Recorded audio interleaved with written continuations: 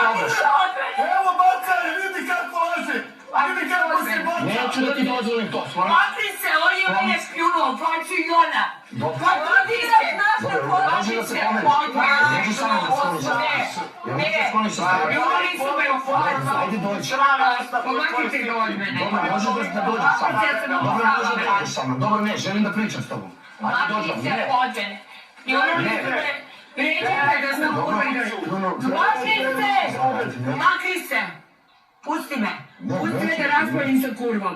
Neću joj dozvoliti da me pljuje u facu. Pa ti diraš svoju porodicu, bravo da se pljuje, dobiješ svoju od moje mame, pazi, neko ti je sita ušla, bit će tvoja mama maca, Smrdo! Da se raspravim sa kurvom koja sjede za 20 evra koja me pljuje u facu. Aj makni se od mene.